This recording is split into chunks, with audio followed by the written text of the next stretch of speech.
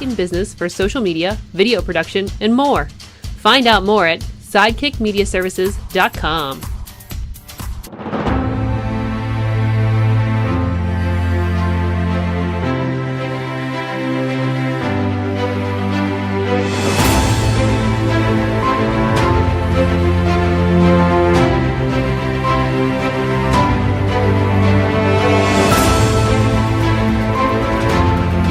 I'm Eamon. I'm Merlin. And we're a gay. And his NB. Are you a reality television connoisseur? Do you like it discussed from an LGBTQ lens? If so, A Gay and His NB is the podcast for you. Hear us break down all your favorite guilty pleasure reality shows from Bravo, Drag Race, and just about everything in between.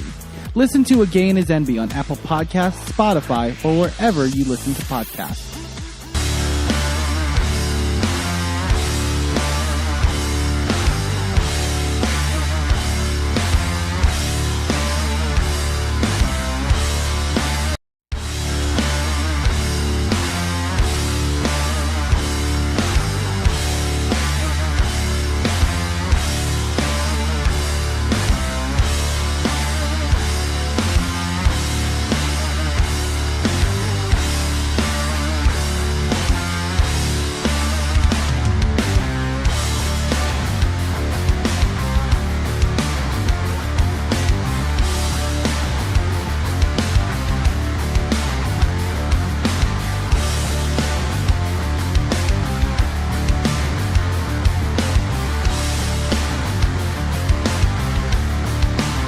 In business for social media, video production, and more. Find out more at sidekickmediaservices.com.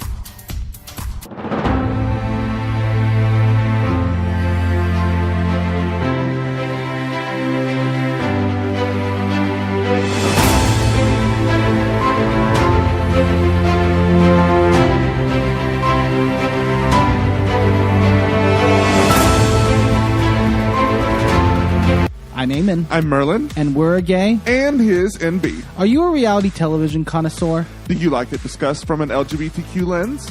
If so, A Gay and His NB is the podcast for you. Hear us break down all your favorite guilty pleasure reality shows from Bravo, Drag Race, and just about everything in between. Listen to A Gay and His NB on Apple Podcasts, Spotify, or wherever you listen to podcasts.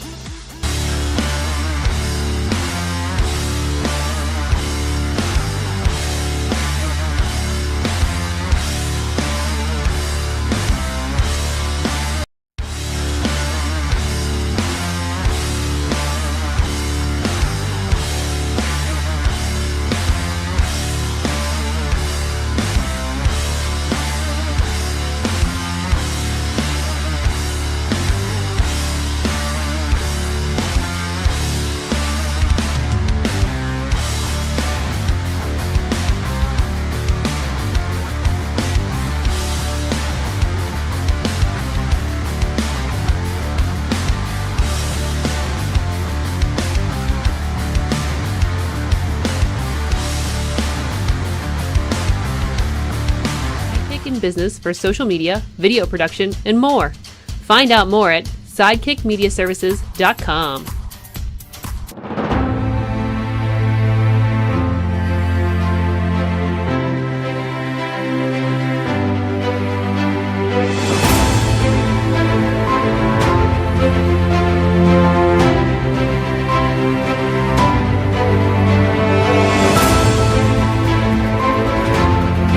I'm Eamon. I'm Merlin. And we're a gay. And his NB. Are you a reality television connoisseur? Do you like it discussed from an LGBTQ lens?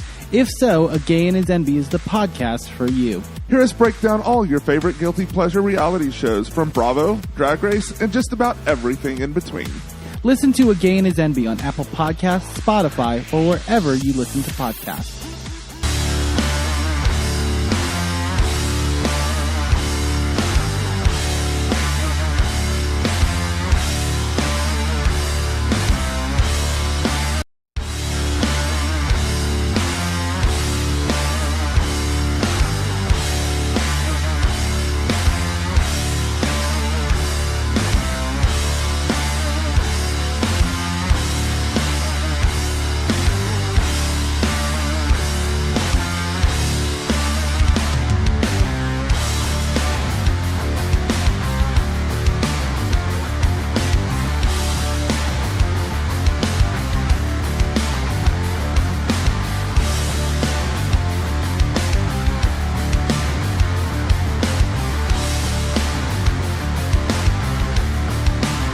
in business for social media, video production, and more.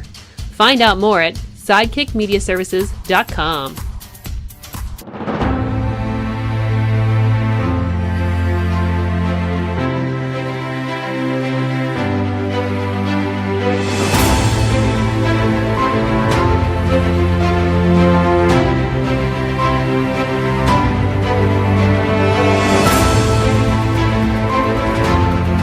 I'm Eamon. I'm Merlin. And we're a gay. And his NB. Are you a reality television connoisseur? Do you like it discussed from an LGBTQ lens? If so, A Gay and His NB is the podcast for you. Hear us break down all your favorite guilty pleasure reality shows from Bravo, Drag Race, and just about everything in between. Listen to A Gay and His NB on Apple Podcasts, Spotify, or wherever you listen to podcasts.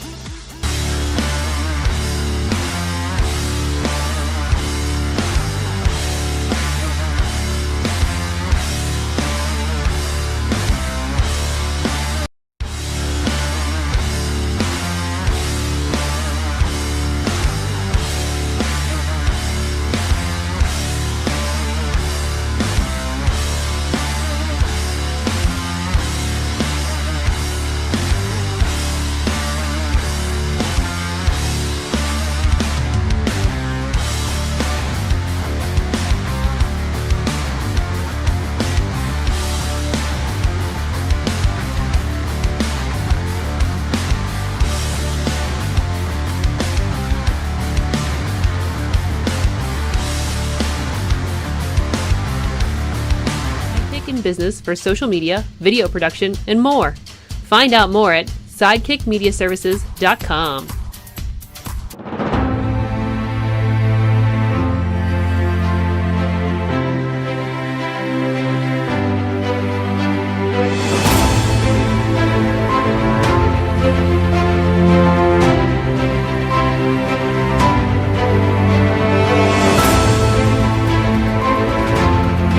I'm Eamon. I'm Merlin. And we're a gay. And his NB. Are you a reality television connoisseur? Do you like it discussed from an LGBTQ lens?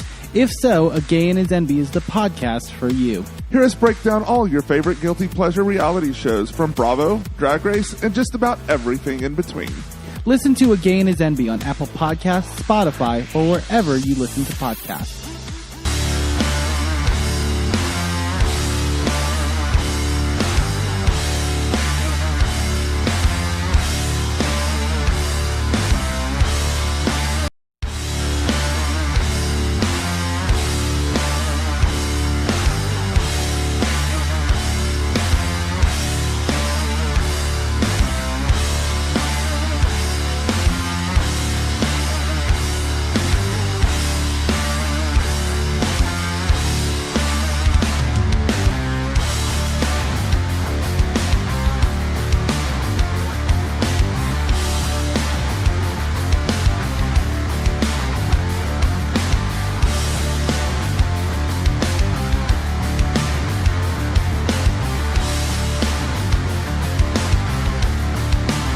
In business for social media, video production, and more. Find out more at sidekickmediaservices.com.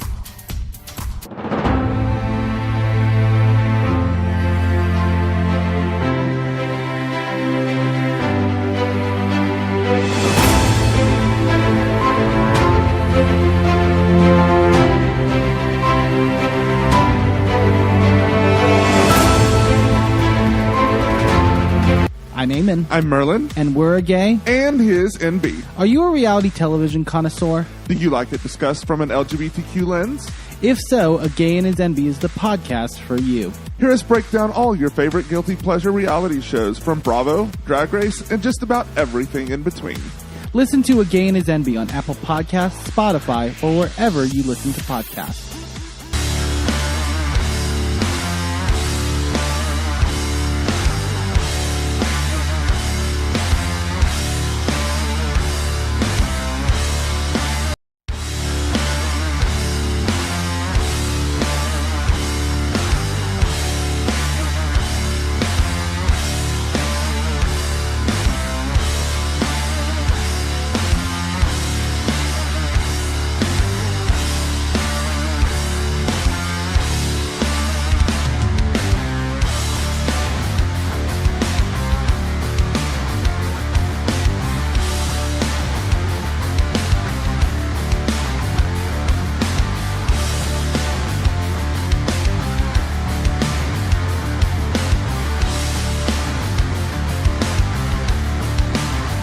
business for social media, video production, and more.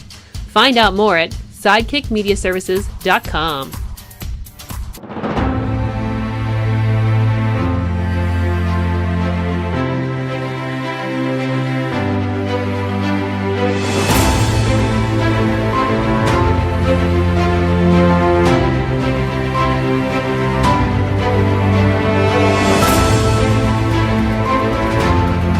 I'm Eamon. I'm Merlin. And we're a gay. And his NB. Are you a reality television connoisseur? Do you like it discussed from an LGBTQ lens? If so, A Gay and His NB is the podcast for you. Hear us break down all your favorite guilty pleasure reality shows from Bravo, Drag Race, and just about everything in between. Listen to A Gay and His NB on Apple Podcasts, Spotify, or wherever you listen to podcasts.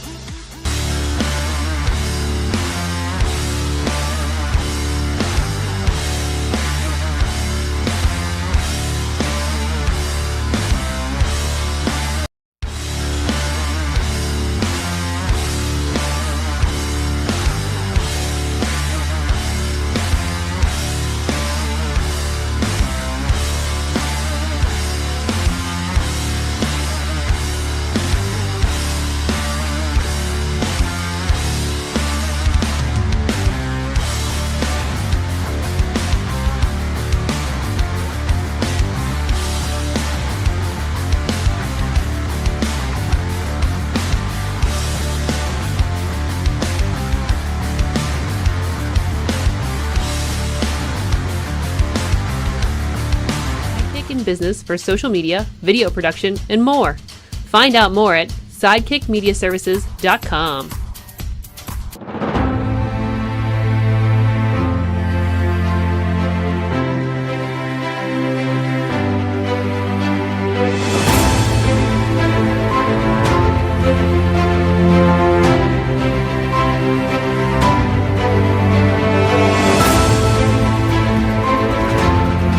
I'm Eamon. I'm Merlin. And we're a gay. And his NB. Are you a reality television connoisseur? Do you like it discussed from an LGBTQ lens?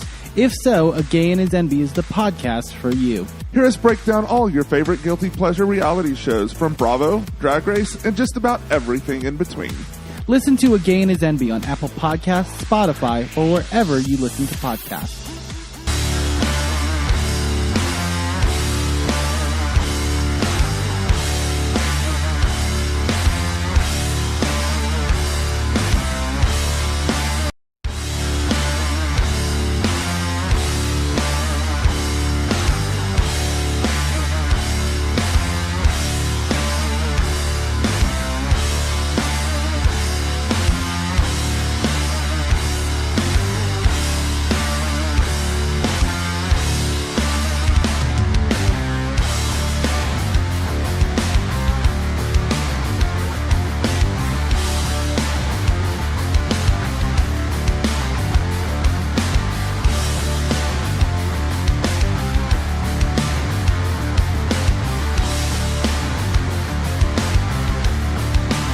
In business for social media, video production, and more.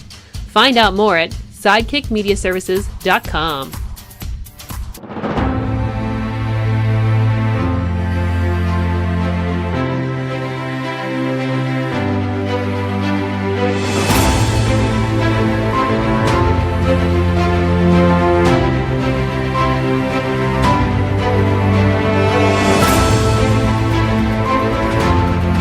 I'm Eamon. I'm Merlin. And we're a gay. And his NB. Are you a reality television connoisseur? Do you like it discussed from an LGBTQ lens?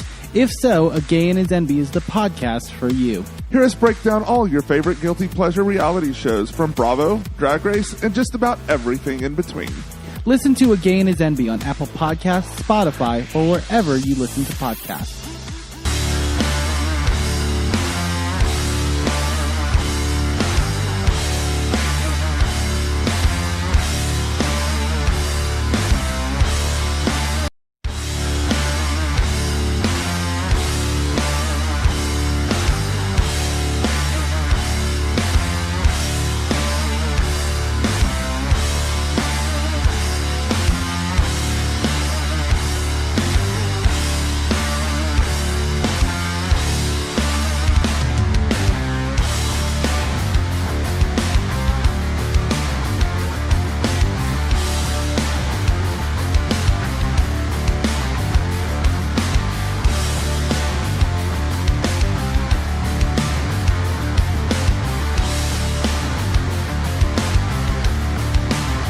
in business for social media, video production, and more. Find out more at sidekickmediaservices.com.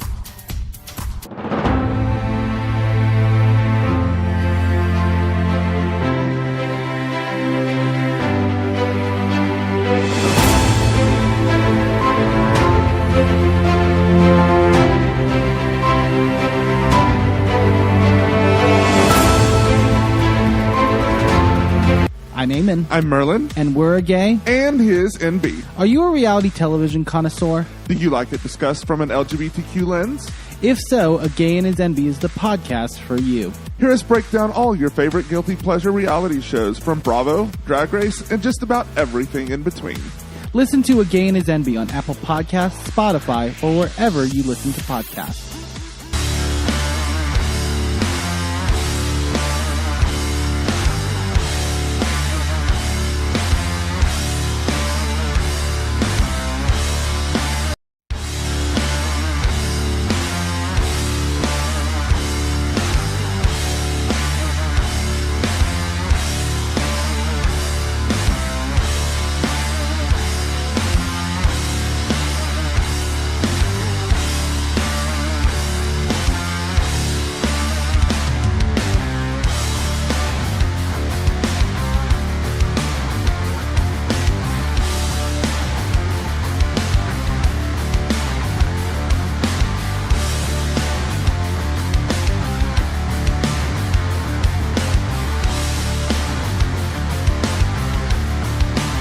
In business for social media, video production, and more. Find out more at sidekickmediaservices.com.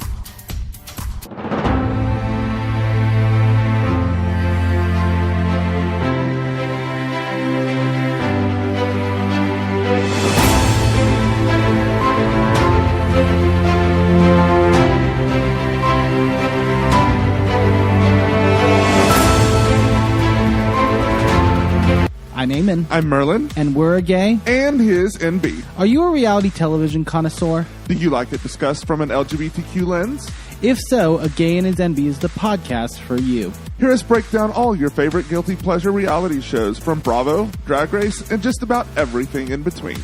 Listen to A Gay and His NB on Apple Podcasts, Spotify, or wherever you listen to podcasts.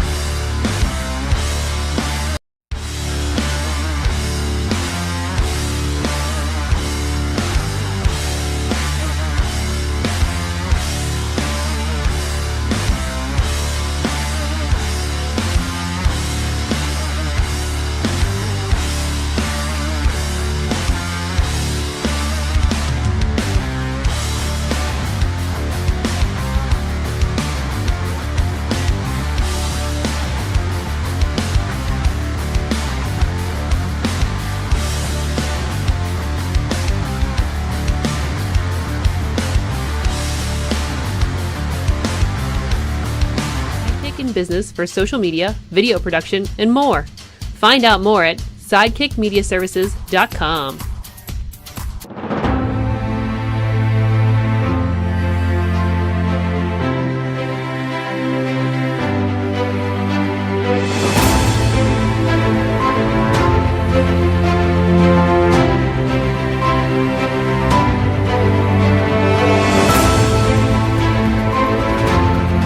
I'm Eamon. I'm Merlin. And we're a gay. And his NB. Are you a reality television connoisseur? Do you like it discussed from an LGBTQ lens?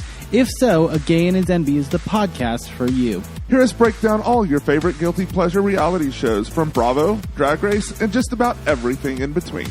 Listen to A Gay and His NB on Apple Podcasts, Spotify, or wherever you listen to podcasts.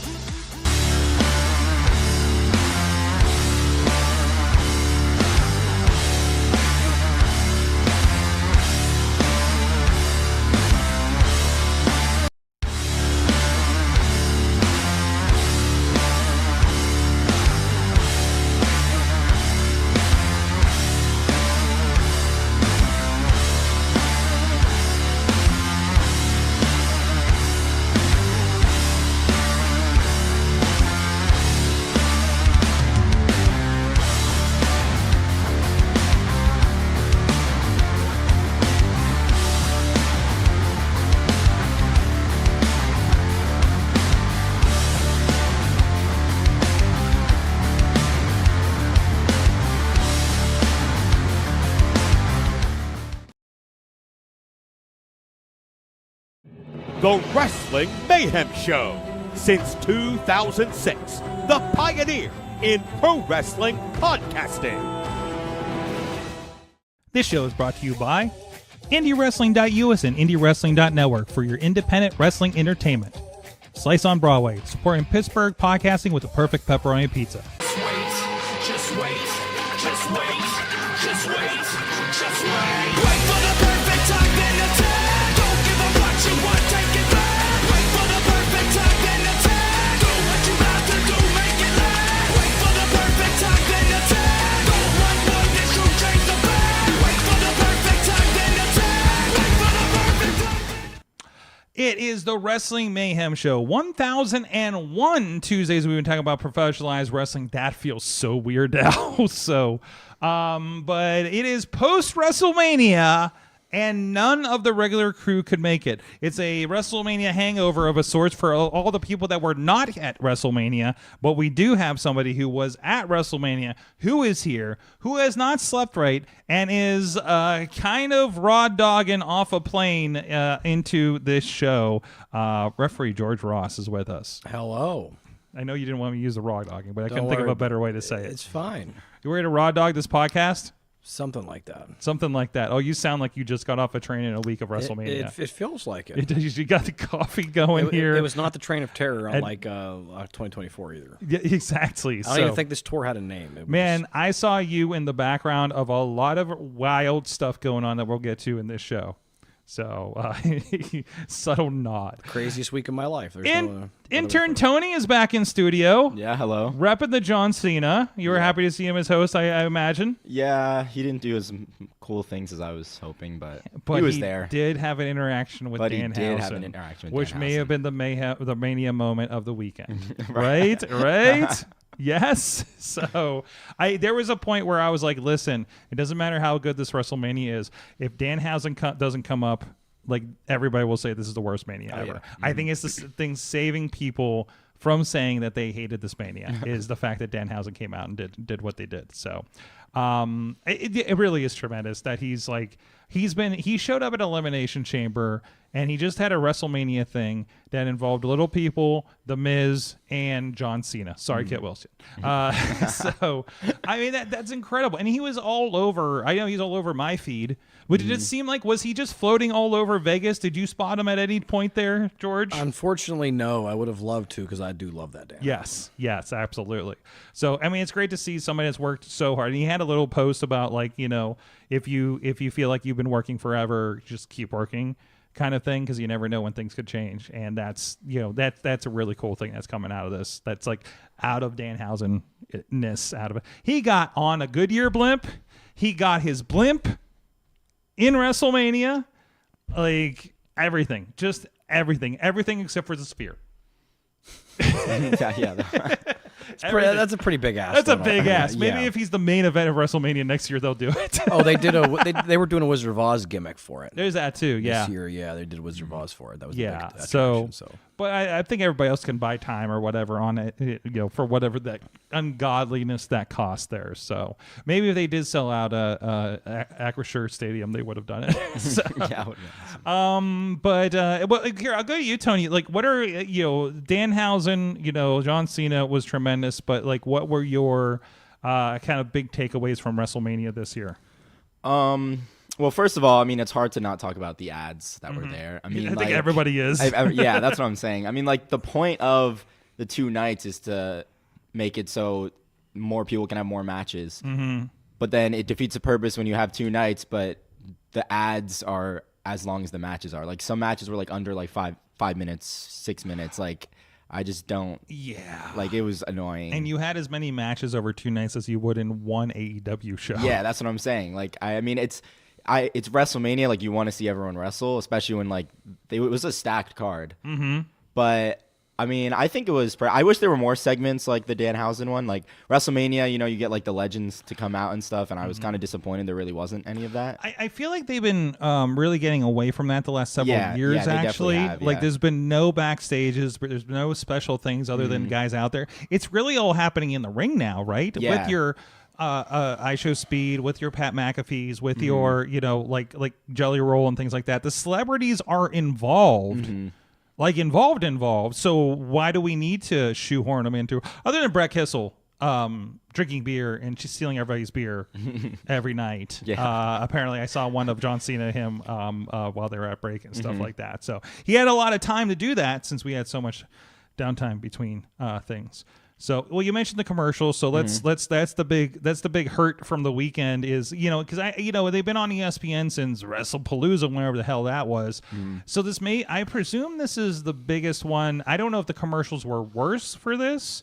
It felt worse because it was WrestleMania. Yeah, I think that's what or it was. Is it, or are a lot of people like watching WWE on ESPN for the first time because it's WrestleMania, so we have a lot more voices on it. Like I have been watching pay-per-views via other means, relatively legal means, let's say. So I haven't been able to experience this in the same way. I did use ESPN for the first time, and we were airplaying to a TV at the Airbnb. And all the commercials, like you would get one at the beginning, like a WWE, like cricket or something, or a Snickers at the beginning and the end. But then I just had commercial break. With the soothing music, which was so nice after a long day at the airfield. Oh my God, it was so good. I was almost taking a nap between each match, but it just felt like we were like especially when we had the 7-minute match, it felt like it was so long. And then we had the jobber entrances for the ladder match, which pissed me off. Yeah, that especially Dragon Lee. He had a sick attire. I saw it afterwards with like the dragon like thing coming out. It was awesome. I didn't even get to see it. Excuse me before the sports ball people get at me like Tina here.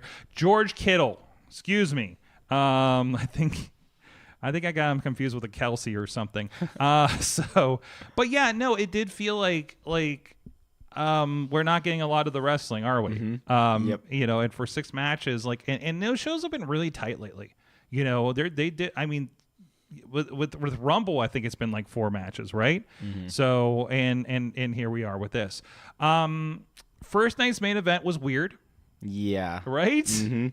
Well, what I saw, which it honestly seems true, is that it felt night 1 was more like TKO had control of the show. With all the celebrities, and it really wasn't a good show. And then night 2 was more WWE taking over, and that's why it was actually booked well. There was really not many interferences. Like the matches were clean because like in night 1, the whole point of Pat McAfee being there was really useless. Like they built the whole story around him. He was there to be there. Yeah, and then he disappeared in the first. Well, he disappeared and came back, and then you had Randy RKO him, and I think that's just our Randy saying, "Okay, you've outlived your usefulness." Yeah, and then we just wrote him off. Yeah, And by the way, Pat McAfee is here in town. And is still wearing his neck brace at the Pirates game. At the Pirates game, so because he's here for draft week. Kayfabe's not dead, brother. No, Kayfabe's not dead, brother. Nope. I was in the Dallas Love Airport, and I looked over at TV. Like Katie was doing something in the store, looking for postcards and stuff. And I looked over. I'm like, Katie, Pat McAfee's wearing a neck brace on his show today. So, but yeah, I think it's, and T-Pop's pointing out both nights of Mania ended before 10 p.m. Eastern, which is honestly the most important thing to me. They've been doing it a lot earlier. One, because half the time they also have a UFC the same night, which runs a lot later. So I think that might have been part of it. I don't know. So WWE generally has been running a lot earlier. Yeah. So, well, I feel with that too. I don't know, maybe this is a personal thing, but I feel like Mania, when it's bright out the whole show, kind of defeats the it's weird, especially when it's like we got to do a creepy demon entrance. Yeah, and I hated Bray Wyatt coming out in the light at Levi Stadium at that WrestleMania. Yep, exactly. Like, it was the worst. But anyway, so in the I did a little bit of study today. Let me see if I can bring that up real quick. I was asking the GPTs to help me out a little bit on. And now I can't find my stuff. There's my recents. So I asked it, because it feels like it's more and more difficult as we're going through. I was kind of reassessing what platforms I had on, and is it easier or I love the side by side comparison that we do here. If you wanted to watch most wrestling, back in I did 5 years out and 10 years out. 10 years out, we had the network for $9.99. And that was NXT, that was the pay-per-views, and then we had to get cable to watch, our Raw, SmackDown. And that was basically it. 5 years ago, we were watching things on Peacock, and actually I think Jim and I did the better breakdown of this. And there's a good look at the price range there when you look at that. Where's my login here? And here we go. This is the one I was looking for. So comparatively, if you looked at 2016, you were probably paying between $50 and $60 a month for watching all your WWE content. You're talking about 2021 with Peacock. We were talking about $40 to $55, and we're talking Peacock Premium, or Peacock started at like $4.99, right? Which was down from the $9.99. We were getting a great deal. Now we're up to $30 for just the pay-per-views, which doesn't even include NXT anymore, which were like on YouTube, I guess, lately. Mm-hmm. You got your Netflix. You still need USA Network on cable or Sling for SmackDown. Your archives are on Netflix and YouTube respectively, and also there's still content on Peacock. So 10 years ago, and this is not adjusted for inflation, we were paying about $50 to $60 a month, down to $40 to $55 a month for 2021. Now you're looking at $90 to $110 to get all your WWE content. Mm-hmm. They're definitely asking more of us. And now this is not WWE asking directly. They are not controlling these prices. They have taken the money from the platforms that control these prices, right? Mm-hmm. And now a lot of us are fortunate, if you have cable, Hulu, something like that, you're not paying extra. You just kind of have this. And maybe that's the argument then too, but to a lot of I think a good portion of people, if they don't have Comcast, whatever cable provider, which is regional, they're stuck with paying $30 to get this thing. And now it's feeling like a pay-per-view because that's all you're paying for. Because maybe you don't care about the hockey playoffs or anything. Mm-hmm. And now it just feels like you're paying a pay-per-view and seeing a ton of commercials. I think that's where everybody's getting the burnout for this kind of thing, right? And also it sucks for me because we're paying all this money. We really only still have a Netflix subscription just to watch Raw and the other wrestling stuff. But with the new household thing, I can't even watch it at in school because it's for my home. So when I'm trying to watch old WrestleMania shows to get ready for the show, I couldn't even watch anything because it's the wrong household. And you could, Tia's saying about, hey, get Netflix and take a swim across the pond. Well, here's a problem I've been noticing the last couple of weeks. Netflix has been fighting with certain VPNs and identifying them more in the last several weeks. I checked one of the nights of Mania, I could watch it on Netflix if I took a trip over to Canada, and as of yesterday, I could not. Yeah. And they're being smart about it. They're only blocking the live events because they don't want ESPN to be mad at them. Probably, that's probably the mandate from there. It's like, hey, you got to actually do something about this. So I always like to go back to the one tweet Netflix posted 10 years ago that says, "Sharing is caring. Share your password." Yeah, and that has definitely changed. Yes. Yep. Change just a bit. When you get big enough, look up if you get a chance around. I get this around Tech Podcast. There's a good writer that talks about it. I think it's Cory Doctorow. Tells us about the enshittification of things. How Facebook gets worse as it gets bigger. And locks you in, and anything that's been around for a long time. And now we can say that about WWE Online as well. Yep. And any of these platforms and Netflix and everything like that. Hey, you used to do some great things for the users. Until you don't have a choice and we killed all the competition. And now we're going to do whatever the hell we want and eke some more money out of you, right? As opposed to Xbox, this is an awesome cast crossover, who lowered their prices today on Game Pass by $7 for the Ultimate subscription. So appreciating that somebody is noticing out there, and also probably noticing that Microsoft is not in the best of Microsoft's going through a reconciliation period, I think, right now. So we're going to talk more WrestleMania in a second, but first I want to give a shout out to my friends over on patreon.com/Wrestling Mayhem Show. Thank you everybody that does support the show over there. You get some extra content. We do some post show that gets to you guys first, and then it comes out about a week later over on YouTube. Thank you to the friends at the fan show level. Bo Diggity! Woo! Thank you, intern Tony, as well as Team Hammer Fist Bubba Brewer. At the Poppy Club level is Dave Pop Bonner. You can get a discount if you're racing around in the Pittsburgh area at gcxc.com/eventspa with the code Dave26 for discounted registration to those races. Rats in a Trench Coat, Tony Kincaid, True Prince of Pro at the Pizza Club level, The Riz, and Justin Cleaver, and at the manager level, Bradley and Tina Keys. Thank you, everybody, for being part of the show. So, wait, Netflix is $28 a month. Is that where we're at with Netflix right now? What package do you have? So I know somebody was telling me about how bad the ads were over on Netflix, and I was just like, yeah, don't pay for it. It's worth it. You know, Yeah. I can't imagine watching some of that stuff with ads and how bad it is. I still have Hulu with ads, and it just drives me nuts. So we got some anecdotes from the chat room. A lot is going on in here. Bradley is snitching and says he went to a party to watch night 1. They were using a VPN in the middle of the Cody versus Randy. The feed died. I brought my Roku. It had a paid ESPN subscription. And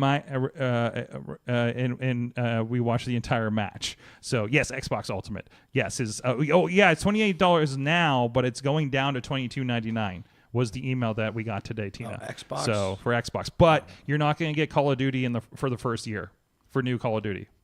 You got to wait a year for it, but you got all the old ones. So depends on where you're at with it. You only pay $19 a month from Netflix. Yes, I am debating on upgrading for 4K, but I know wrestling's not in 4K, so you know. Anyways. Where are we at with things? See if there's anything else from the chat room. Both Randy Orton, Cody Rhodes turned babyface and heel multiple times during that main event. It was so confusing.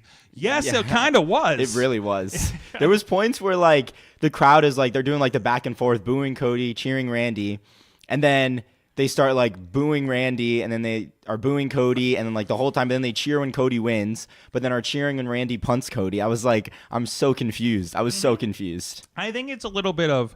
I think you see that when it was Roman and Cody. You saw it with Cena and Cody last year, right? Like people were real pro Cena by the time we got to that match at Mania last year, right? Like I don't know how it came off on TV, but it was just like I'm like, wow, everybody around me is really into the Cena thing right now, right? And he did a hard sell on that Friday, I think, for it. So, and then that's why it was so surprising when you go to going to SummerSlam and SmackDown, he just like, yeah, no, I'm back. Yeah. That still really didn't make sense. What? I was like, I'm happy for it and happy we got to get like a Cena, you know. But it was really peculiar. But I mean, it was a hard place for everybody to be. Well, I think that's one thing that Cody is really good at doing is when the crowd starts to turn at him, he's good at bringing the crowd back. He really is. Like that's something he's so good at doing. So I don't know if and this is not going to help. There was a fuck TKO chant during the post show on Sunday night. I don't know what instigated it, but they are not happy, and I don't know if they don't give a shit about being the heels on this thing as long as they're making money. You know, they still put 50,000 people in that stadium. Yeah, they still have got an ungodly amount of commercials and all the money from ESPN in the world. I don't think they're mad. No, I don't think they are either. No. That's why I don't think they're ever gonna. I mean, like, no matter what the fans think, they're making so much money now. Like, I don't think they're gonna change. You're still anything. watching. Yeah, and we're all still watching until it gets to the point that your general mass population goes away. And AEW got some work to do.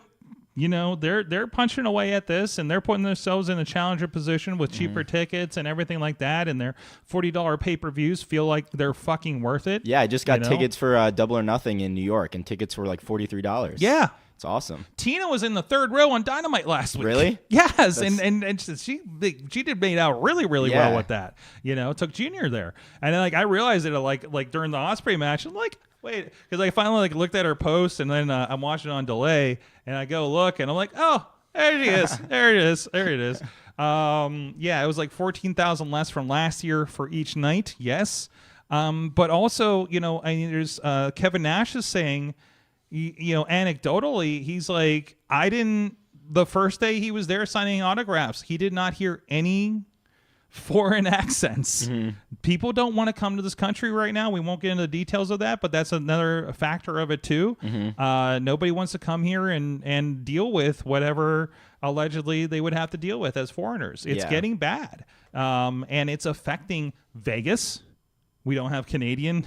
Why would a Canadian want to come to America right now? And all that kind of stuff. So the crowd booed when John Cena mentioned ESPN at the start of night 2. What do we think of this? The first hour of both nights were on ESPN, ESPN2, flipped respectively on something like that. I don't know what to think of that one. I'm honestly not sure. Yeah, we were debating the picks of the matches last week, that were being picked for that. Yeah, I mean, honestly, I'm shocked. I thought because Brock Lesnar match was free on ESPN for the viewers, I thought they were going to make Brock Lesnar win because general audience likes Brock Lesnar. So I was shocked about that. But I liked the free hour. Besides there still was commercials, but it's cool to get because you bring in an audience that's watching it for free and then they realize, wait, I kind of enjoy this, and they end up buying a subscription or buying the rest of the pay-per-view. I think it was a good strategy. It was like a strange, the old Sunday Night Heat pre-show that they used to do. I know that's my era, but so it's interesting. I thought there was a lot of good moments. I liked the Demon match. I liked the definitely the Night 2 main event was a tremendous wrestling match. Yes, that match was so good. Yes. In the first night, it was a lot of chicanery. Nobody was involved in this one on the second night, and I thought that was tremendous. Not even mad as I didn't really kind of care who won. Not mad at Roman. Yeah. Seeing the images of Punk still selling he's drunk basically. Yeah. Afterwards, after hugging his grandmother at ringside. The storytelling in that match was fantastic. Oh, it was absolutely. It was so good. It was just the man collapsed. It was just like, okay, are we playing this because he's old? Are we playing this? How are we doing this? Yeah. But it is still like he his body gave up. He didn't. So Tina says it's like the free for all on the TV Guide channel.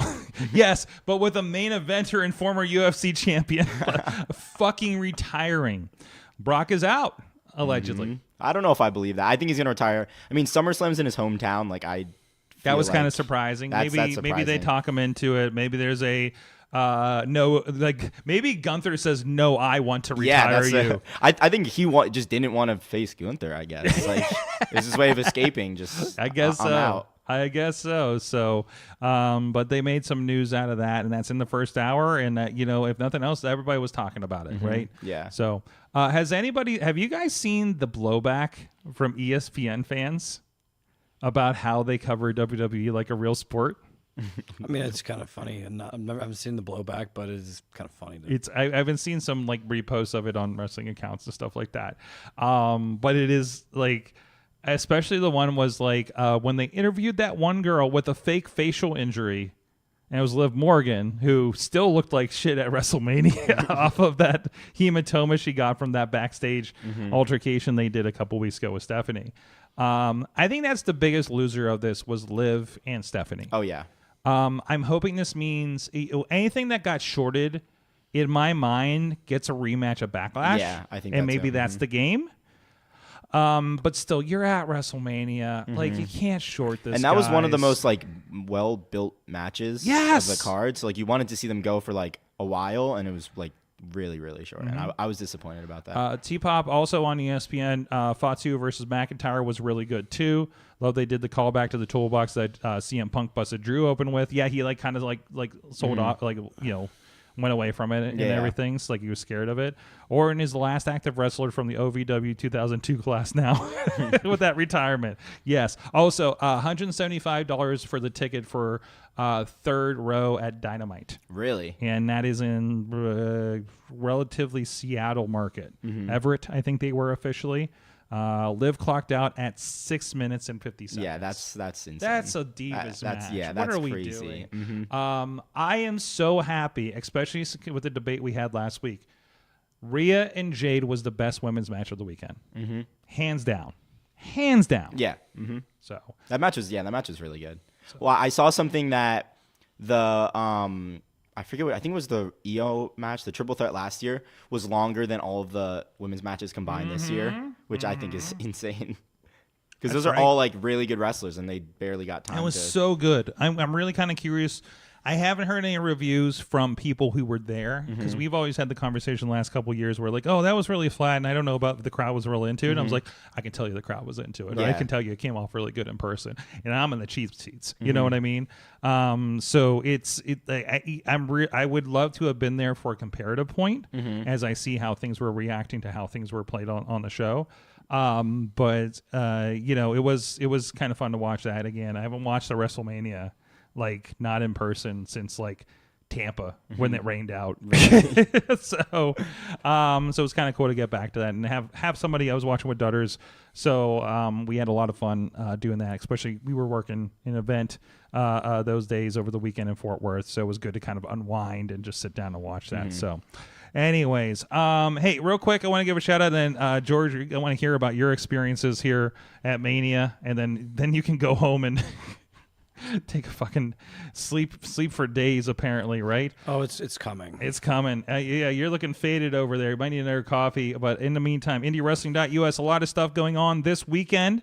We have 880, both 880 Wrestling and RWA will be Saturday. Both will be streaming both on YouTube and IndieWrestling.network. To my knowledge, we don't have any technical problems with that. We've done it before.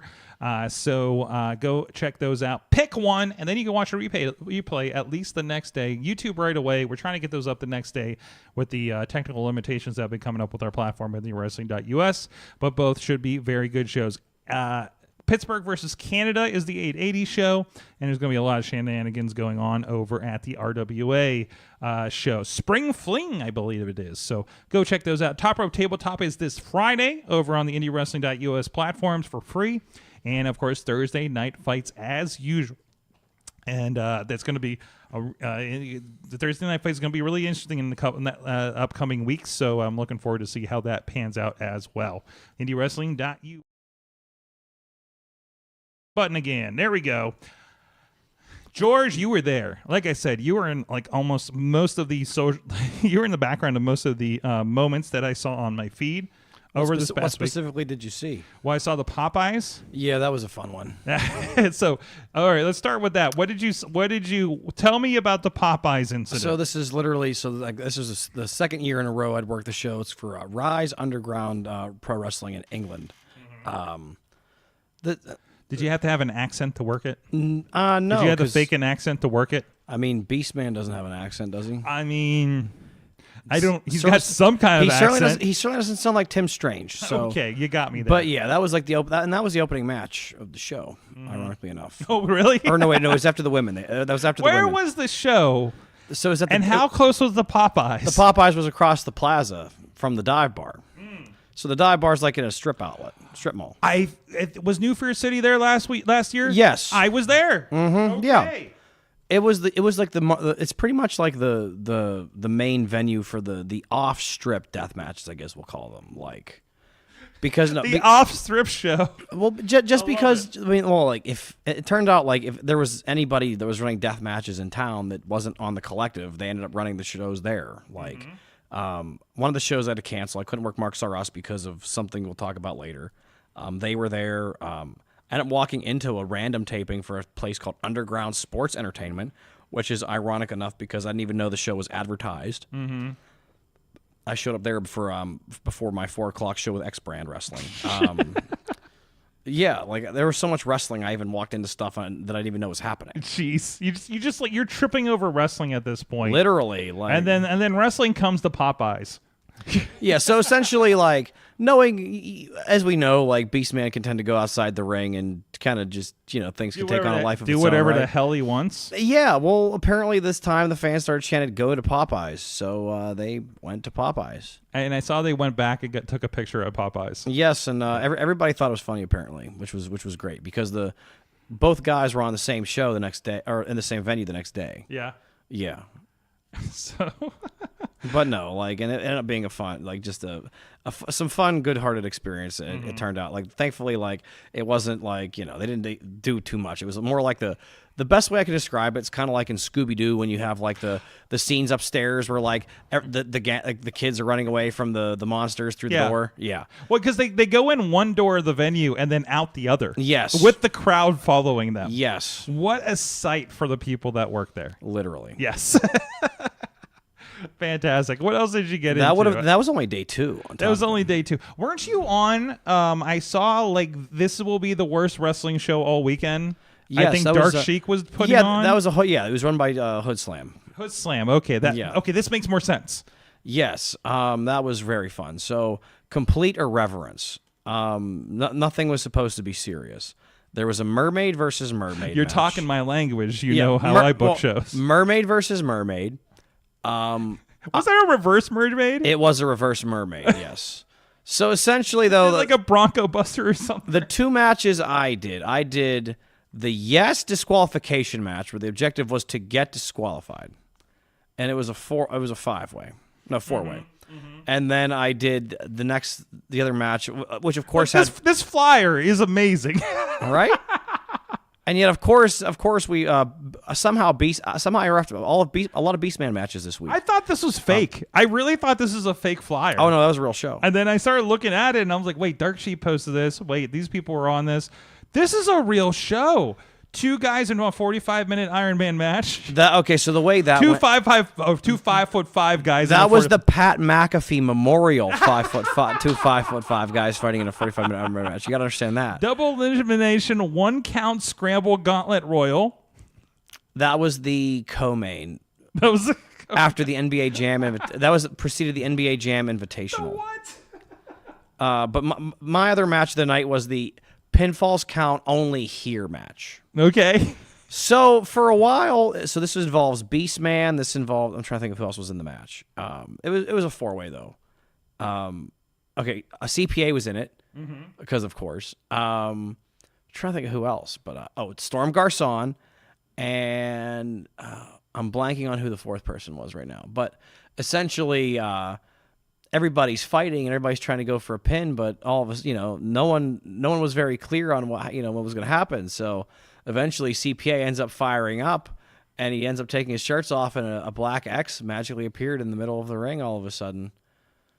So if you could basically just throw the X at people, and whoever the X was on could be pinned, or you could put the X somewhere on the ground and pin someone there. Somehow Izzy Lambert ended up in the crowd, and Beastman threw the X at him and punched him out and tried to pin him. But no, that was a very fun match. This is the venue. Of course, it's in a brewery. Beer Zombies, yes. Beer Zombies. But match of the night for me, honestly, was probably the tag team blindfold match with Cheeseburger. Okay. Literally, it's just a true workmanship of when you get how you can get the gimmick of a match over. It was funny. It was just all fun. If you went to the show, you didn't have fun. You just suck. Jeez. I love that. Yeah, it was as long as you went in with the right mindset. If you were expecting, you had to go into it knowing what the heck to expect. Most of the stuff I heard about was something like this, and our buddy Chachi was watching way too much wrestling. That's now his Mania tradition, apparently, is watching way too much wrestling from the weekend.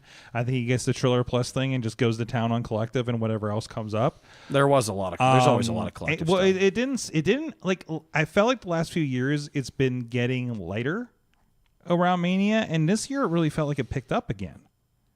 Maybe that's just an outside perspective, or maybe it's just my feed or something, but it felt like there was a lot more weirdness, clips, coming out of the shows this year. I can tell you this is the busiest weekend at Mania I've ever had. Really? 6 shows, yeah. Really? 6 shows. Mm-hmm. My record is back in Dallas, where I think I did 1, 2, 3, 4, 5 and a third.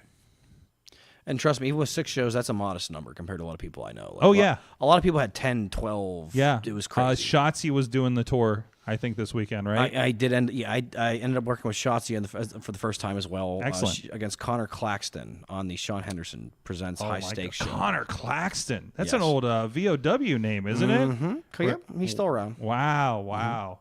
Good for I've only seen him in VOW, so probably a reason, because I know the kind of matches he does. And that was right before Jonathan Gresham and LJ Cleary, where they worked a pure wrestling showcase, where they threw 1 strike in the entire match. That's great. Gresham. And it was to the arm that Gresham was working, so it actually made sense. Of course, but it was just to have that right after a Shotzi hardcore match was very interesting. A good change, but no, I really, love it. Really fun. Gresham doing good. I know he was recovering from his stroke. So I'll tell you what, he still chains like a computer. So I don't know. Yeah. It's fluid. There's just he has not have to put any thought process into it. It's insane. Yeah. It's like watching a river run. I love it.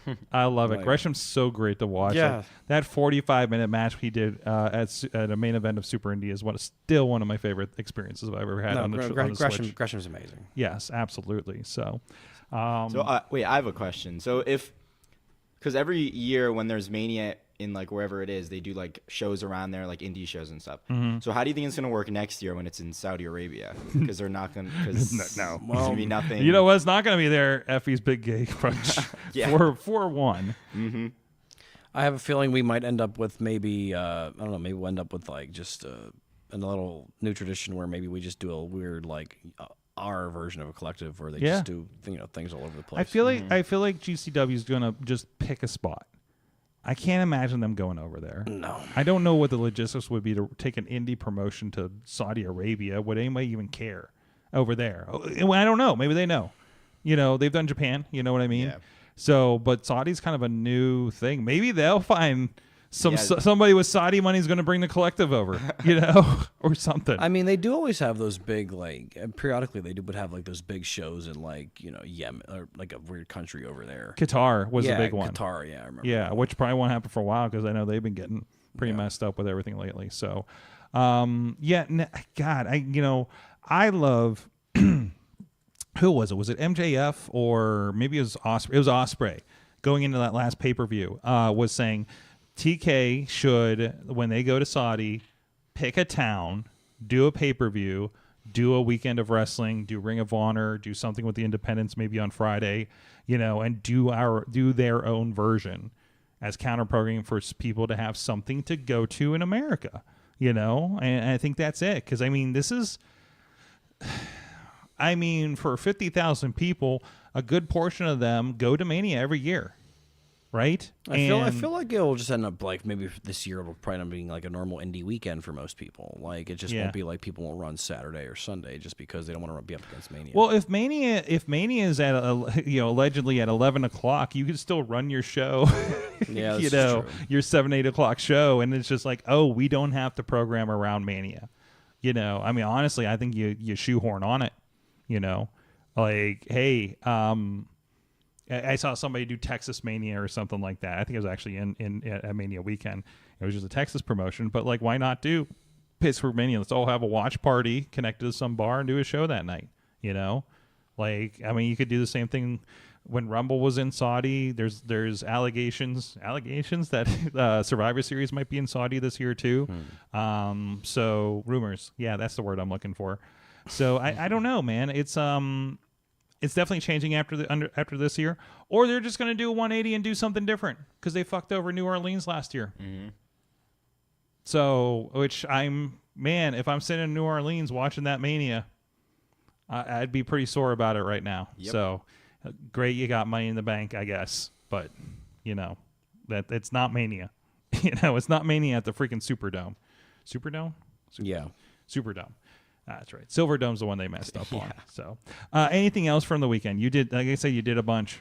We did another JCW tour, a whole entire one. You did a whole tour that week? Oh, well, so essentially, the week started open ended, where I didn't end up booking my return flight until probably April 18th or April 19th, simply because it just.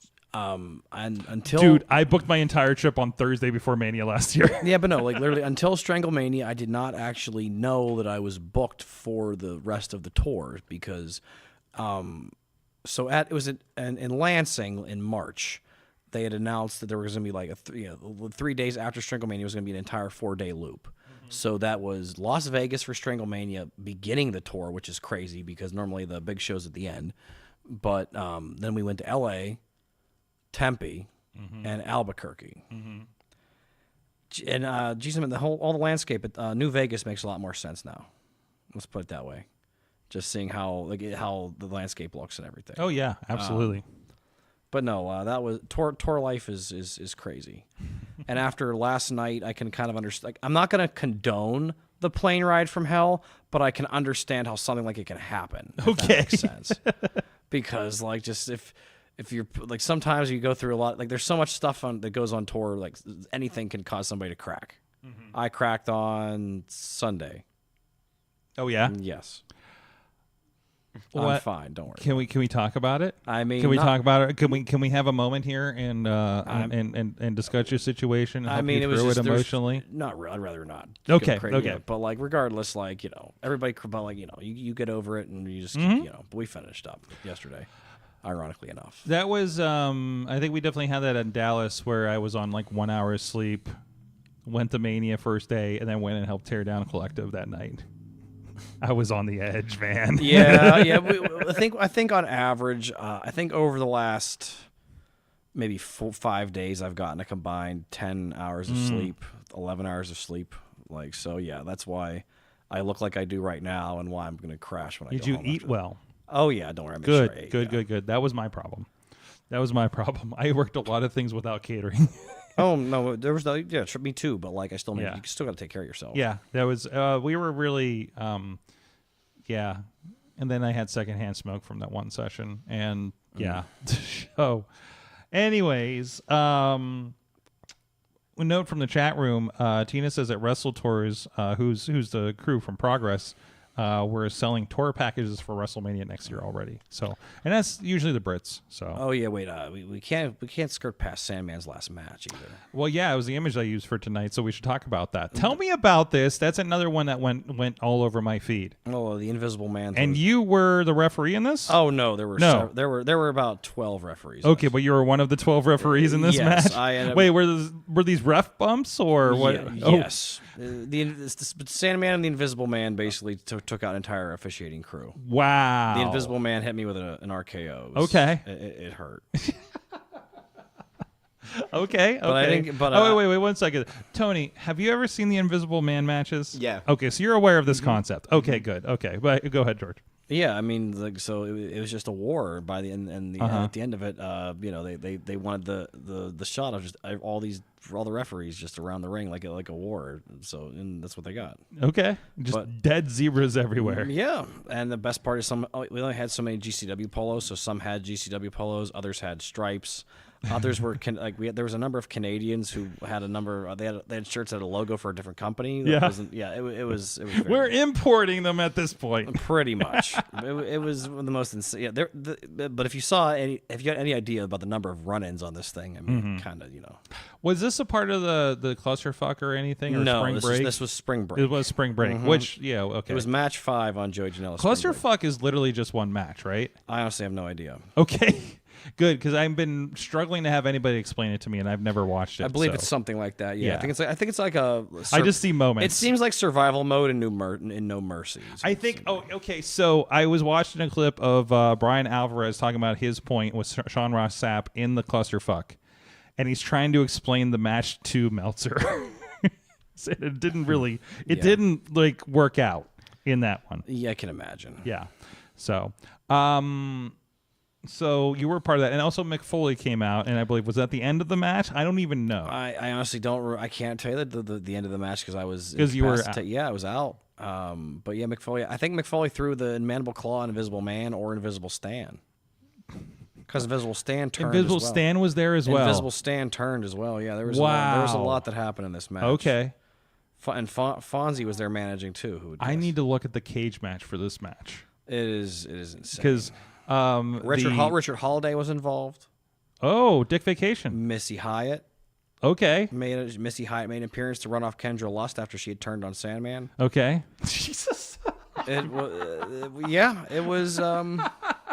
Dear goodness, the amount of things I can guarantee you, I will probably never be part of a more interesting match in terms of like structure for certain. Dude, this is what I love about Mania Weekend is just this wild stuff. Elias hit somebody with a guitar in a club somewhere. Like I didn't even know that happened. Yeah, nice. I'm pretty sure that was this Mania. So nice. Elijah, excuse me, that would make it this Mania. Because I knew he was like just playing in clubs in New Orleans that one year, stuff like that. So, God, that's so cool. They're letting me know in the chat, Collective and WrestleCon combined this year. Yes, they were in the same space. Nice. Although it did seem like I did hear some numbers about the con, be like the con kind of being a little dead this year. That's what I was hearing too. Apparently, from the Kevin Nash stuff. I heard some stats where it sounded like ticket sales were down 20% compared to last year. Wow, it's the foreigners, man. I'm telling you. So, but it looks like everybody at con had plenty of time to make TikTok videos from what I was seeing. So, but man, and this is not your first Mania. You've done this a couple of times. 21, 22, 23. This has been number 5. Okay, nice. Because I didn't do 2024 in LA. Mm-hmm. Man, but definitely this is the most bountiful for sure. I'm told from the chat room there was Brody Lee Jr. versus Joey Janela. That was the main event of spring break this year. And we got to mention, friend of the show, Mick Foley did the marriage of Facade and Tara. I believe that was on Monday. Yeah, that was at the one famous chapel. I forget. Yeah, but congratulations to both Facade and Tara on the denuptials. The last time I saw Facade he was with us in LA, but then he flew back for the wedding. An update on that: they're letting us know if it's like Rumble, Mania will probably be 9 or 10 a.m. Pacific time starting for them. So yeah, that's probably like 1 o'clock for us. So they'll be done by like 5 o'clock. So if I'm not booked somewhere, I plan to try to do something around that for sure. So. God, brunch mimosas for everyone. Oh, we'll just like sit at home and mimosa on a Zoom call and all watch WrestleMania together. It'll be great. Are you ready for Wrestle Brunch? I suppose. Sorry, Effie. Oh my God. So what's your big takeaway? We'll do what you learned later, actually. So anything else from this before we go to the break? No, that's really about it. Okay. Well, thank you, George. I know you're running on fumes right now. Up next, I have a piece of hardware to talk about. All right. That I used this morning for the first time. And trust me, it's going to connect to the show somehow. We actually talked about it on AwesomeCast because I didn't have another awesome thing. But we'll get into that. And we'll get into what we learned this week and on the Wrestling Mayhem Show. We'll be right back after this. About everything in between. Listen to A Gay in His Envy on Apple Podcasts, Spotify, or wherever you listen to podcasts.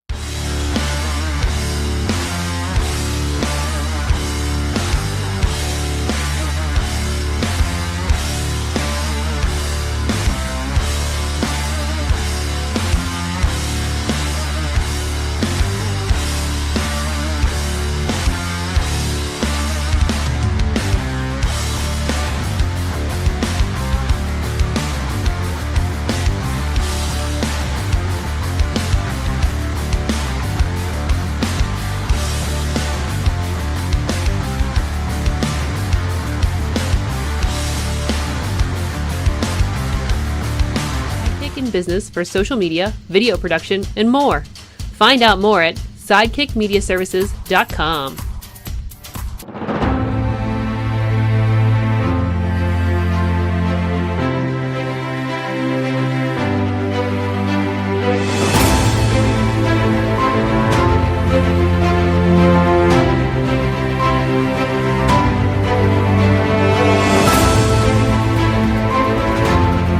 I'm Eamon. I'm Merlin. And we're a gay. And his NB. Are you a reality television connoisseur? Do you like it discussed from an LGBTQ lens?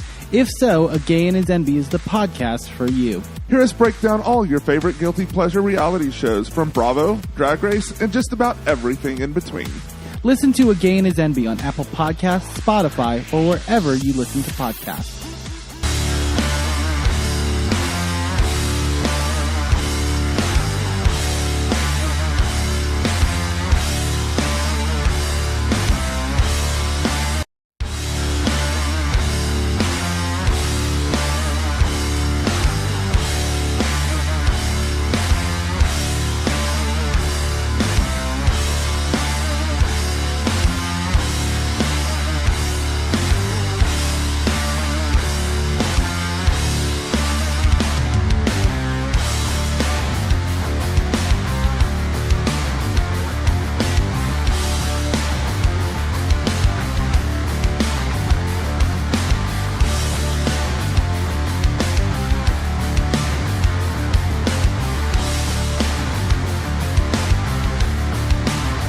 business for social media, video production, and more.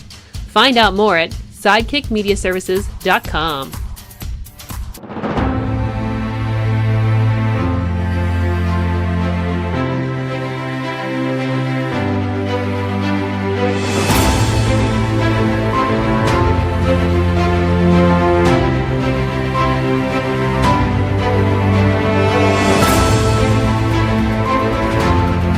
I'm Eamon. I'm Merlin, And we're a gay. and his NB. Are you a reality television connoisseur? Do you like it discussed from an LGBTQ lens? If so, A Gay and His Envy is the podcast for you. Hear us break down all your favorite guilty pleasure reality. We are back. It is the Wrestling Mayhem Show. Intern Tony is hanging out, has Hello. his pizza. Everybody's pizza filled. And we got referee George Ross. And I found Mr. Iguana again. Mr. Iguana, Yeska's here. Yes. I'm so glad I grabbed that before they took it off Amazon and sold the shitty one on WWE Shop. Take that, TKO. Anyway, so I teased a little bit of hardware I got here. I don't have the wide shot, but this is what I got right here. If you're on video with me, I don't know. Has anybody else been getting the Edge and Christian Pure Plank ads in their feeds lately? Nope. Probably not Intern Tony. Because very specifically is about if you're in your 40s and want to get rid of that dad bod like Edge and Christian, this is the way to go. Of course, it's in the feed between that. I'm kind of in the demographic, and Edge and Christian are a part of it. So they were ticking all the boxes. And in a moment of wakeness, after I saw a picture of myself that Aaron Woods took at Taco Mania, I bought a plank. So, I'm working on life changes as usual, but also I kind of figured for the show it'd be kind of fun to see. So I did day one because unfortunately this thing came Wednesday, and it's a little bigger than I expected, and it would not fit in a suitcase or even my gear case. It's a little wide for those. So allegedly, if for as little as 3 minutes a day, and for 90 days, you'll see some changes, right? I'm sure I'm not going to look shredded like Adam Copeland, but as it says in the ad. But Who's Adam Copeland? I don't know. Don't you mean Cope? The Cope. It uses the real names. They don't use any of the alternate names in these ads for reasons. But I mean, it's pretty. It's been pretty. My first maiden voyage on this, and I did a long one because I'm trying to learn all the posts and everything like that. But I can say that the whole idea is it's got these knobs on here that come off pretty easily. You can just push the button. Boop. Doing it backwards kind of thing. And they can store and you can move and stuff. Like the video I did today had, you were planking with the two of them, and then like you had to like put one in the middle and do like a side plank kind of situation. It's honestly less threatening than when I did the core workouts on Apple Fitness.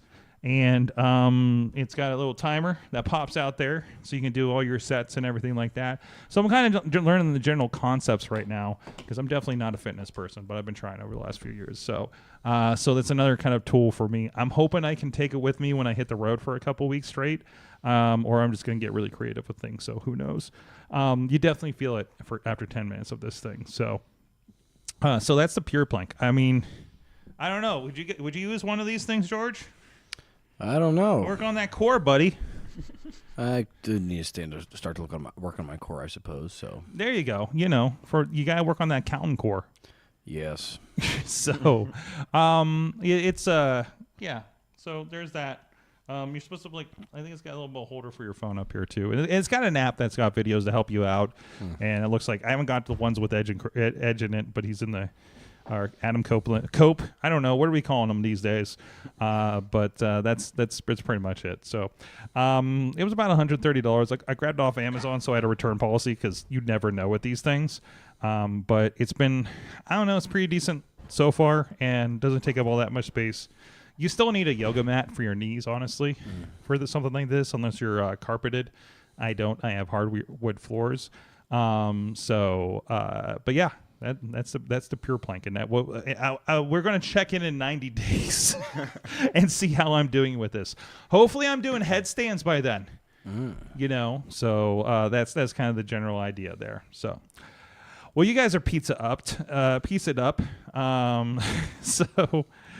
Let's see what else we got here. Let's see. We had Popeyes. I want to double check our comments in here from you guys out there. We talked about Sandman's last match. Danhausen finally got his blimp. Bradley brings something up for long tail storyline. You know, Stephanie came out to talk to Cody, and she told him he needed to become more dangerous to defeat Randy. It kind of seemed like he did, Tony, right? You talked about that back and forth that was happening. Mm-hmm. So that's an observation there. I don't know if people remembered that when we got to the match. Yeah. At least the problem. Yeah, I know. They should have showed them the video packages. I don't know if it was in the video package or did we just watch commercials. I don't know. But I will say for that match, I kind of wish that the Orton punt was during the match. Like, I feel like everything they did after could have happened during the match. And we're getting a backlash match. Yeah, we're getting a backlash match for sure. Without interference, yeah. And I want to see Randy win. I don't know about without interference, but we're definitely getting. Hopefully. I guess without Pat McAfee. This might be part one of a trio. Yeah. Which, I mean, I don't hate that. That's why it was night one. Because there's not resolution to it. That's true. That's true.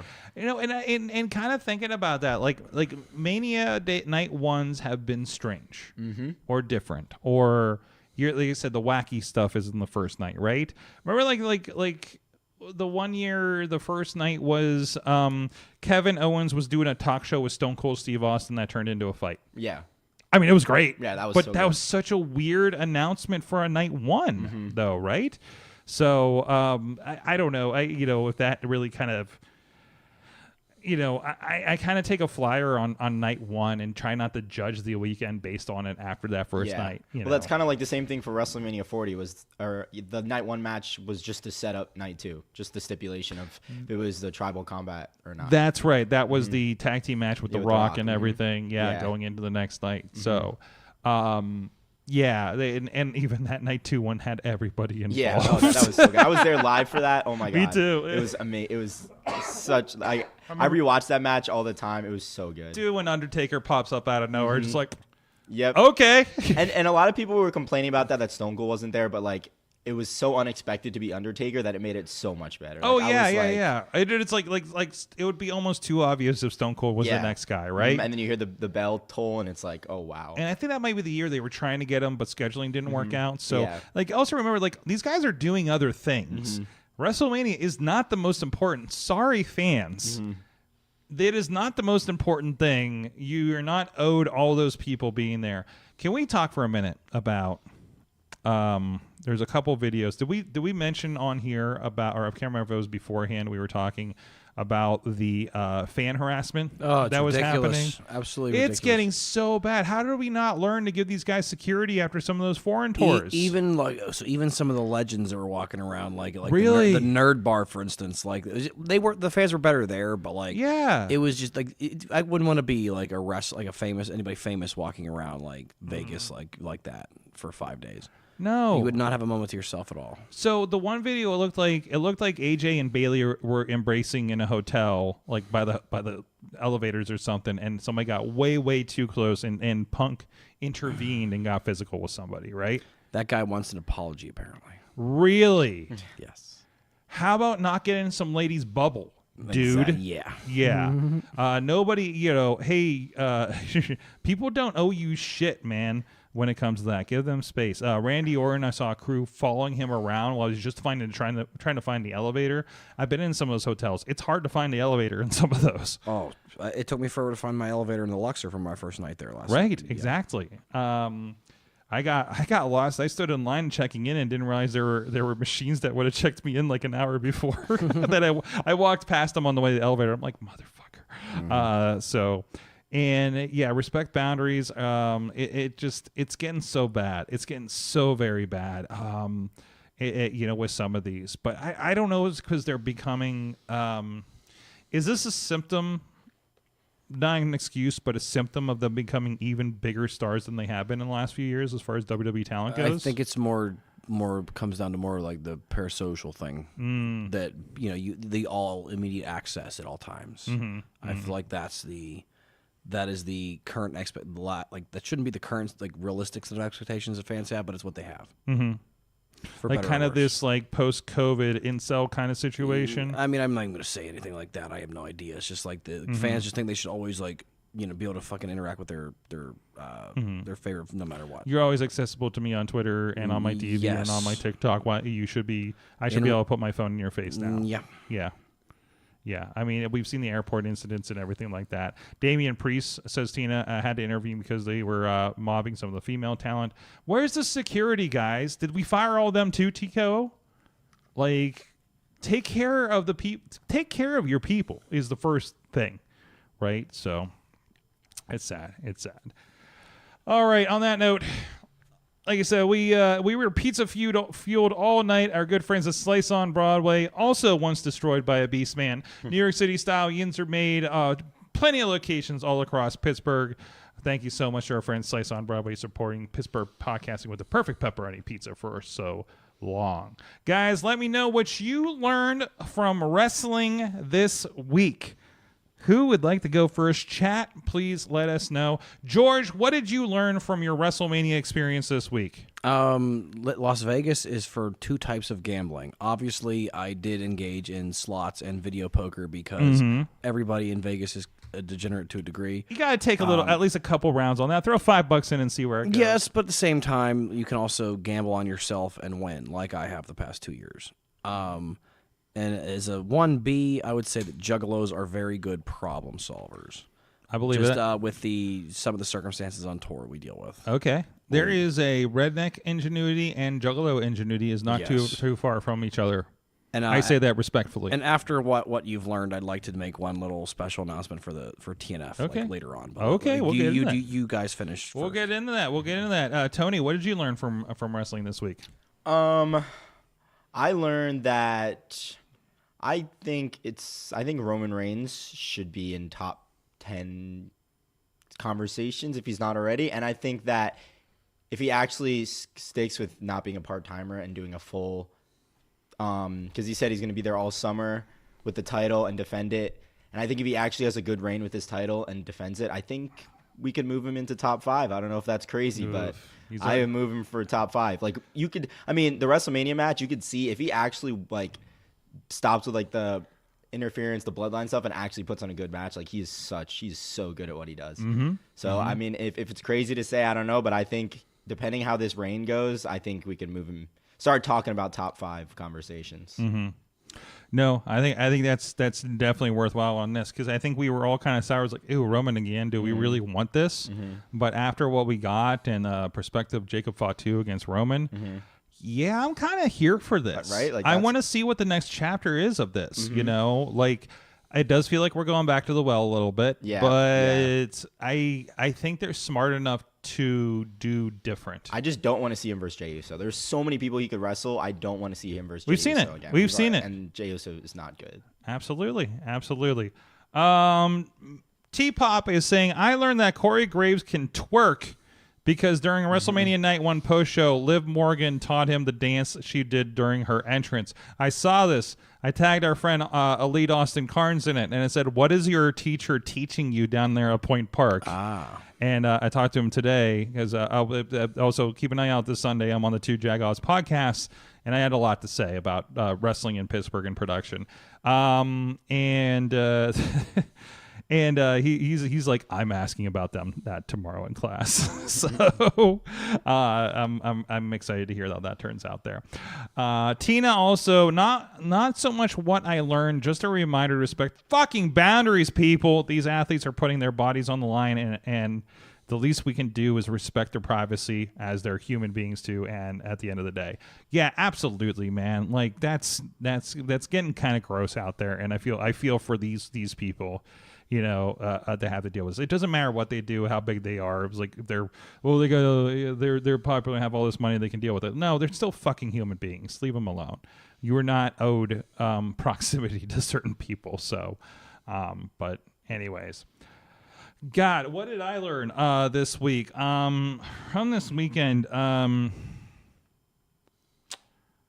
I do not need to listen to the entire female side of the McMahon family talk up Stephanie McMahon. I turned it off when we got to Linda. I was done.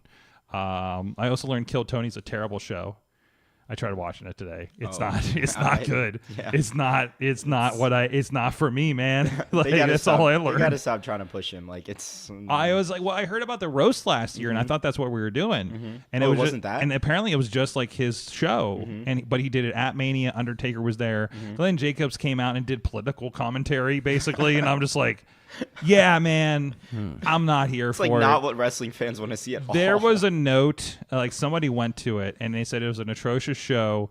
And I was in a room with a few thousand people that I would rather not be in a room with. So it was just like, oh, wow.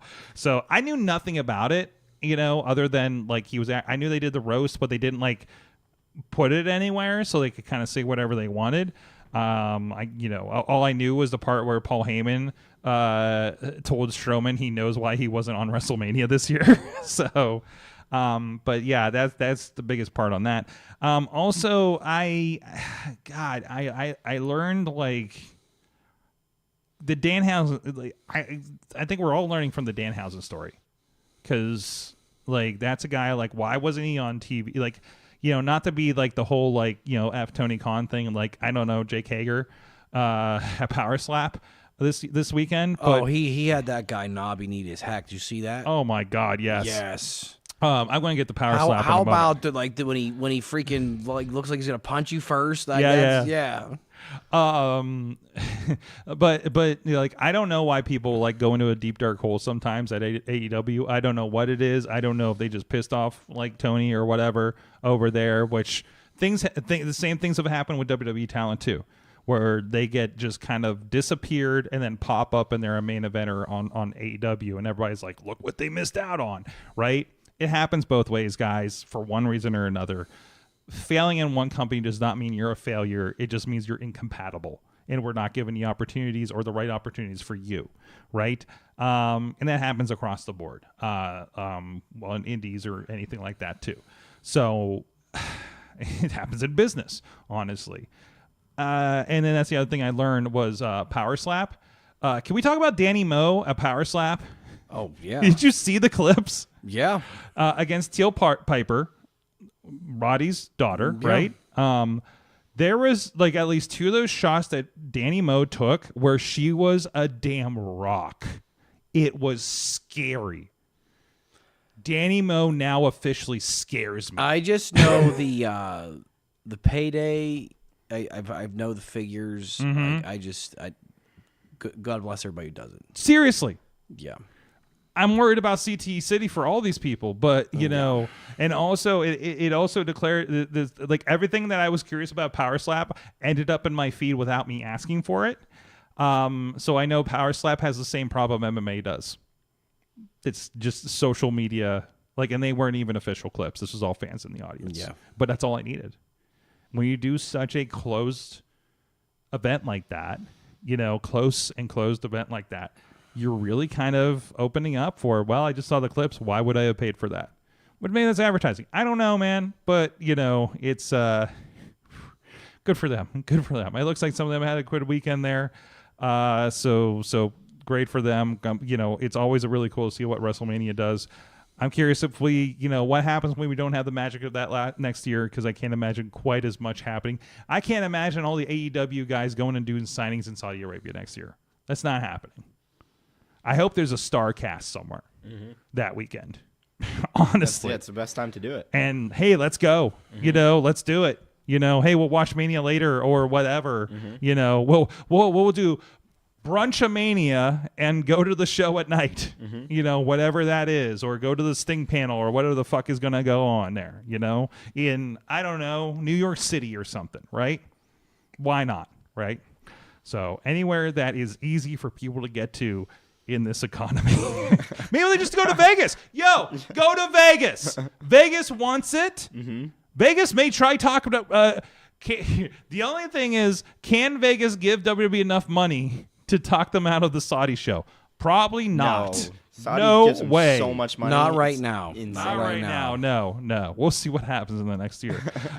So there's a lot can happen in the next 12 months in the world. So we'll see what that is. Referee George Ross, post-Mania weekend. Go to bed, man. I will. Just let me. Go to bed. We're almost done. Go to bed. We're almost done. Where do people? What's going on? Okay. What's coming up? All right. So it has been a personal project of mine. I've been trying to set this up for a few months now, but I got confirmation yesterday waking up.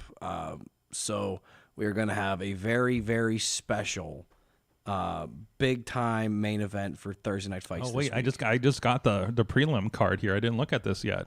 All right. Okay, Well, I just got the 1.0 draft of this. What am I looking at here? As we know, whoa!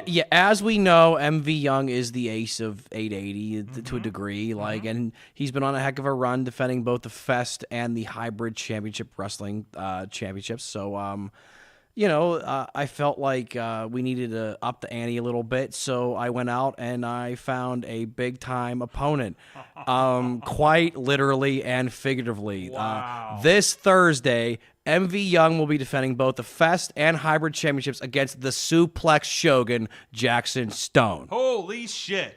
Holy shit, indeed. Holy shit! That's going to be a certified banger. I wish I had a graphic. Unfortunately, the guy working on the graphic is literally probably driving back from Albuquerque in a van right now with a bunch of other people.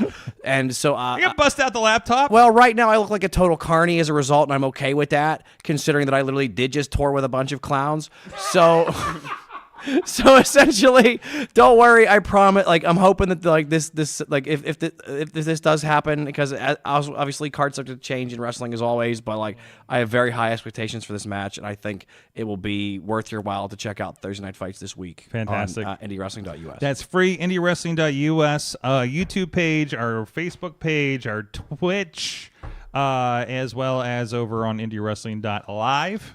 Any freaking social media platform, just find it. Yeah, basically. Find it. All your primary streaming platforms, we have it. In at least one vertical video one in Instagram sometimes when I decide to turn that on. So, there it is. Referee George Ross, thank you so much.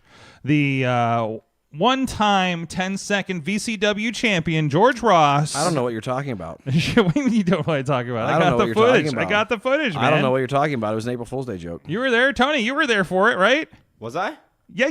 No? The Mayhem show. Yes, I was there. The Spaghetti Western match for the VCW championship. I don't know what you're talking about. George had a championship for 10 seconds. I don't know what you're talking so about. So did Derek Dillinger. So did Shelby Wild. Nobody told Eamon Shelby's name. I don't know what you're talking about. It's canon. It's canon. Check Cage Match. Actually, I know. Cage Match had a lot of fun trying to list that show. I love that everybody in the one match beat Tony Kincaid. So I'm sure when that came through, they were like, what the hell are we supposed... Also, I'm sure this weekend, between the clusterfuck and everything, how do you write that up, right? Literally. So they're kind of used to it. So it was labeled an April Fool's show, so I guess it's kind of okay. So we'll see what happens with that on future shows too. So with that, thank you so much. Thank you, intern Tony, for hanging out with us tonight. Of course, glad I could be here. All right, and we'll be back. Hey, programming note: we're probably going to have the show next Monday. And it's probably going to be 9:30 p.m. because we are kind of stacking some things. I will be involved with the only wrestler show out of the Sunny Days Arena. As will I. You'll be there too. Yes. I got the call. I'm not producing the show. I'm doing some other tasks around the show. We got some camera ops and stuff out there. So we're still working out the details on that. But this card is very stacked. It's wild. It was just announced today. We're doing Facade versus Joey Janela. No disqualification for the JCW American Championship. Facade did manage to retain in the scramble at Stranglemania. Fantastic. And that's on top of Brian Cage, Tessa Blanchard, Luke Hawx, Charlie Haas. The brothers of Funstruction against the Troublemakers. There's just a lot. There's a lot of good stuff on this show. Yeah, it's only in North Versailles. It's only a half hour outside the city, so you have no excuse to get your ass there. Dude, if you're in the North Versailles area, you have a lot to do this week because these guys, and they got discounts on the tickets, 50% off right now, and also that Friday, Prospect Pro Wrestling is going to be doing the Cauliflower Alley show. Yes, I wanted to. We'll talk about that later too. Okay. Oh, off book. Okay. I get it. I just want to give them a shout out because I know that's a pretty busy week for them and everything. So, yeah. So, and they've been doing a lot of work in there. A lot of people. The Penguins just got involved with that show. The Pittsburgh Penguins Penguins Foundation. Yeah. Pitt, there's some stuff from Pitt there too. So it's building to be a very, very big show. I know Joe Dabrowski's going to be there. One of the guys from the Cauliflower Alley is going to be there. There's a lot of good stuff happening in Pittsburgh wrestling right now. Oh, absolutely. And also April 20th, like the Bruno Forever show is also an option for people to go to if they'd like to as well. But is that Saturday as well? It is. Yeah, there's a lot. We got 3 shows on Saturday. Yes. Jeez. And the draft. Yes. There's. If you want to get away from the city. Yes. If you're at least on the south side of Pittsburgh, you can get to Allentown yes. at the very least, or drive around. Take the incline.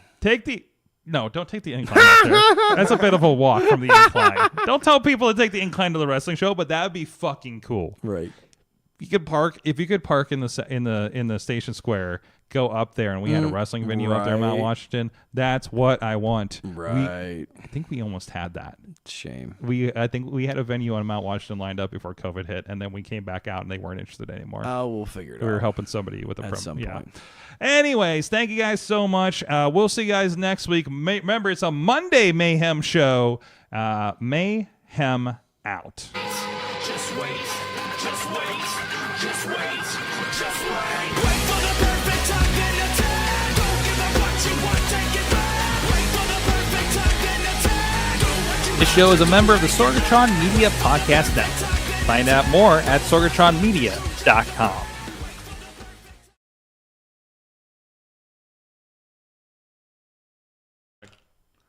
Hey, I forgot to mention that this weekend will be Bradley's 400th attended wrestling show. So go hug Bradley at 880 or something, guys. Later.